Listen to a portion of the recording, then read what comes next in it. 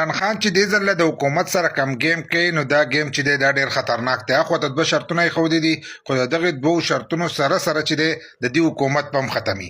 چې کم گیم وسره کوي لکه هغه چې زه به خپل اخري کارت چې دی دا به استعمالوم نو دغه کارت چې اوس هغه استعمالوي نو د دې سره به حکومت چې دی دا به هم ختمیږي. بل لا هغه ول 14 تاریخ چې دی دا اخرانه ورکړی دی او دوه شرطونه یې ورته دی ښودي دي چې کم سیاسي قیدیان دي لکه په 9 مۍ کې کم کسان نیولي یا په 26 نومبر کې چې کم کسان نیولي دي دغه کسان چې دي دا دې آزاد شي او دغه شانتي ورته دا ویلي چې د دې تحقیقات وشي د دې صحیح معلومات وشي کم سی سی ټي وي فوټیج چې دی نو هغه چې دی هغه د منظر عام ته راشي دا خبرې چې دی دی وسرم کړي دي. نو دا دوه شرطونه چې دی هغه ته ښودي وي که دا یې ونه منل نو زه چې دی بیا به سیول نو پرماني تحریک چې دی دا به چلوم. نو دا چې دی دا یو ډیر خطرناک گیم دی که دا د وچلو نو د دې سره حکومت چې دی دا به ختمي. د دې سره به کېږي څو زیاتر کسان چې دی دا به دا نه پیژني د دې سره به دا کېږي چې هغه دا ووایي نو به دې کې ډېر کارونه راځي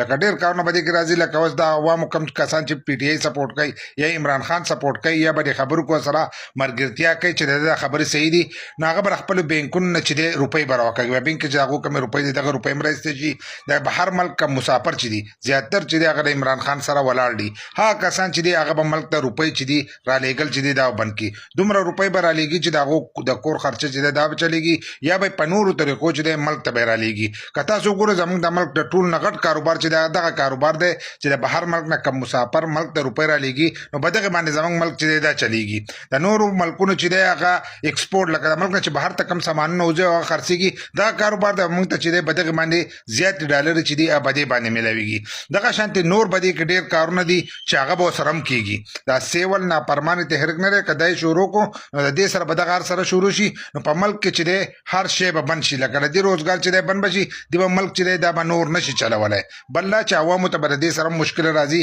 ځکه چې د بهر شی ګرانۍ دلته کې عوام چې دی هغه به څومره وځي نو د دې د وجې نه چې دی دغه تحریک چې دی دا به د کامیابیږي نو چې دغه تحریک کله د کامیاب شو د سر د عوامو مرګرتیا وکړه نو دی به ځان د حکومت په هم تښتېدلی او یا به دغه خبرو چې دی تحقیق به کوي او د دا خبرې چې دی دا ومني نو دا یو خطرناک گیم دی. زیاتر کسانو ته چې دی د دې خبره به پته نه وه. بل دا به راته وایي چې عمران خان کله د دې اعلان وکړو چې په دې کې به تاسو مرګرتیا کوئ که نه کوئ.